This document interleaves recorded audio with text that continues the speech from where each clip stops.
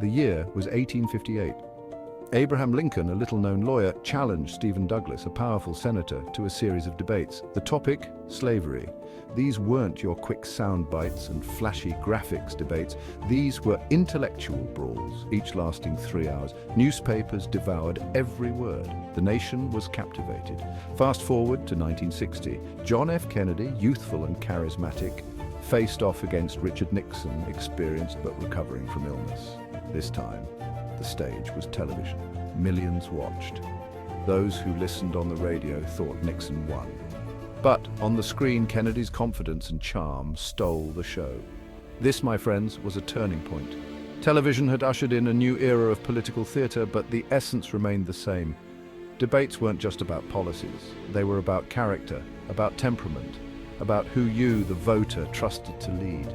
The Lincoln-Douglas debates ignited a passion for political discourse. The Kennedy-Nixon face-off cemented the debate as a must-watch event. And so began a tradition that continues to this day, captivating and infuriating us in equal measure.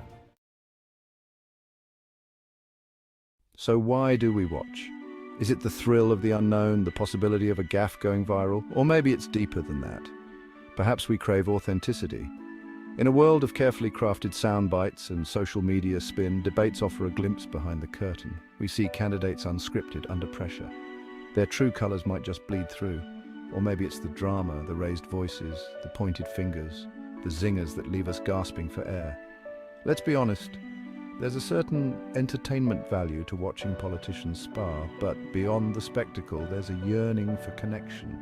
We want to believe that these candidates, vying for the highest office, understand our hopes and fears. We search their eyes, listen to their words, and hope, just hope, that they see us, the people they seek to represent. Whatever the reason, one thing is clear. Presidential debates are more than just political events. They are cultural touchstones, moments etched in our collective memory. Can a single debate truly swing an election? The answer, my friends, is complicated. Think back to 1984. Ronald Reagan, facing questions about his age, delivered a masterful performance. "I will not make age an issue of this campaign," he quipped. "I am not going to exploit, for political purposes, my opponent's youth and inexperience." The audience roared. His opponent, Walter Mondale, could only smile ruefully. Reagan's wit and charm diffused the age issue and solidified his lead. But sometimes it's not about winning, but about surviving. In 2012, Mitt Romney delivered a strong performance in the first debate against Barack Obama. Pundits declared Obama caught off guard. The race tightened. But in the following debates, Obama found his footing and Romney couldn't regain the momentum. The truth is, debates rarely produce knockout punches. They're more like rounds in a boxing match. Each one chips away at the opponent's defenses, swaying undecided voters and energizing the base. Debates provide a platform for candidates to define themselves, to draw contrasts, and to connect with voters in a way that stump speeches and campaign ads simply cannot replicate. Section 4, where legends are made unforgettable debate moments. Presidential debates are more than just policy discussions.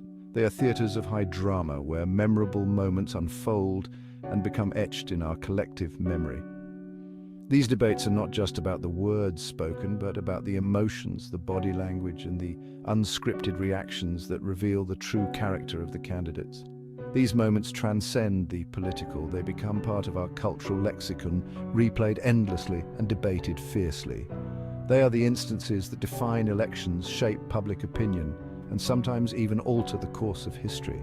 Who can forget the 1988 vice presidential debate when Lloyd Bentsen, responding to Dan Quayle's comparison to John F. Kennedy, delivered the now iconic line, "Senator, I served with Jack Kennedy.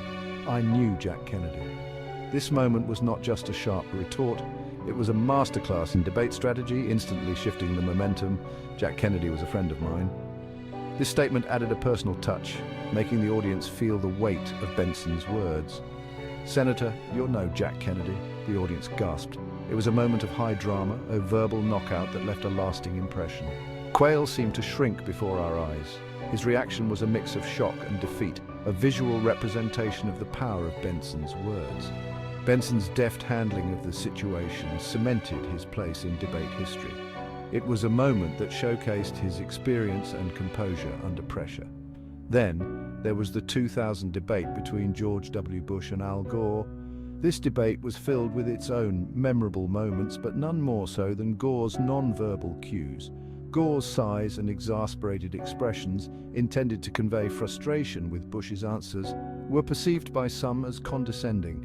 These sighs were not just sounds, they were expressions of his inner thoughts broadcasted to millions. These non-verbal cues, amplified by the close-up camera shots, became a defining moment of the debate, overshadowing Gore's policy points. The camera's focus on Gore's reactions turned a simple debate into a spectacle of human emotion. These moments, whether scripted or spontaneous, reveal the raw humanity of the candidates. They strip away the rehearsed lines and show us the real people behind the podiums. They remind us that behind the polished facades are human beings with flaws, insecurities, and moments of brilliance. These glimpses of vulnerability and authenticity are what make debates so compelling. And it is these unscripted moments that often resonate most deeply with the viewing public. They are the moments that are talked about for years, the moments that define elections, and the moments that remind us of the power of live, unfiltered political discourse. Section 5. The power of a single phrase. Sound bites that defined campaigns. In our fast-paced world, where attention spans are short and news cycles are relentless, sometimes all it takes is a single well-crafted phrase to define a campaign. These sound bites, often just a few words long, can encapsulate complex ideas and emotions, making them easily digestible for the public. Presidential debates, with their massive audiences and high stakes, have become breeding grounds for these sound bites, these verbal grenades that explode across the media landscape. The pressure of the moment, the intensity of the spotlight, and the need to make a lasting impression all contribute to the creation of these memorable lines. Ronald Reagan was a master of this art. His ability to deliver a line with perfect timing and tone made him a formidable opponent in any debate. In 1980, during a debate with Jimmy Carter, Reagan uttered the now famous line, "There you go again." This phrase, though simple, was loaded with meaning and effectively turned the tables on Carter. It was a simple phrase delivered with a disarming smile, yet it effectively dismissed Carter's attacks and painted him as out of touch. The audience's reaction was immediate, and the phrase quickly became a defining moment of the campaign. In 1984, during his debate with Walter Mondale, Reagan delivered another gem. "I will not make age an issue of this campaign." This line was a masterstroke, addressing concerns about his age while simultaneously making light of the issue. "I am not going to exploit, for political purposes, my opponent's youth and inexperience." The humor and confidence in his delivery won over the audience and neutralized the age issue that had been dogging his campaign. The line was met with thunderous applause and effectively neutralized the age issue that had been dogging his campaign. It showcased Reagan's wit and ability to turn potential weaknesses into strengths. These sound bites, often taken out of context and replayed ad nauseum, have the power to crystallize a candidate's message, define their opponent, and sway public opinion. They are repeated in news cycles, shared on social media, and discussed in everyday conversations, amplifying their impact. They become part of the political lexicon, shorthand for larger arguments and narratives. These phrases live on long after the debates are over, influencing public perception and becoming a permanent part of political history.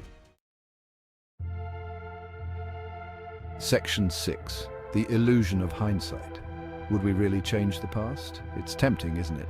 The idea of going back, of altering the course of history to fit our current desires or to correct perceived mistakes, to rewind the clock, to imagine a world where different choices were made, different presidents elected.